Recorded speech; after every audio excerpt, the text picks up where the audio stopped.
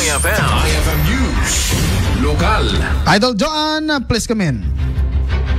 Impakamo, ti Public Service Employment Office, City Ciudad Dilawag, at iti na plano para itipan na kaisayang kat ti job fair. Ito no may abula na ti Hunyo. Siguro kini Miss Shapey Abaya, ti Peso Officer iti Ciudad, iti may ganda na to, iti a month-long celebration iti Diamond Charter Day. Batad na ati manam na maapetsa iti nadakamat a job fair ket into June 11. Isut po na nga inyawis na ti pananggundawa ito dagiti job seekers iti daytoy nga aktibidad. At ang plano, kadepoy papat at dapat namin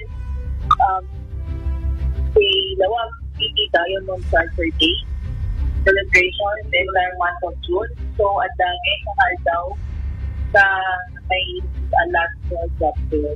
The target date ni Apo get June 11. So actually nakasabili local, both overseas can local and national teams.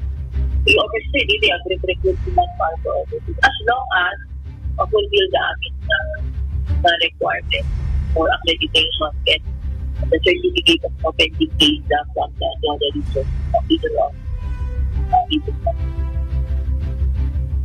ako nga sa lanaan ni Detoy with employment opportunities for dalawa geto. Pumasapay po sa very bright future for first-time job applicants. Especially ako, di kita nagsublag gabot abroad kasi doon na ito kumay.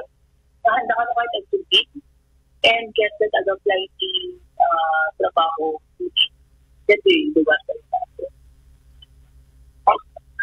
Tiya Paset, tiya panagsalita ni Mr. Shea Tia Abaya, ti Peso Officer, iti Ciudad Dilawag. Kaduay ti 99.5 Basing Lawag, Idol John, nag-spin, tatak, RMN. IFM News. IFM News. Lokal.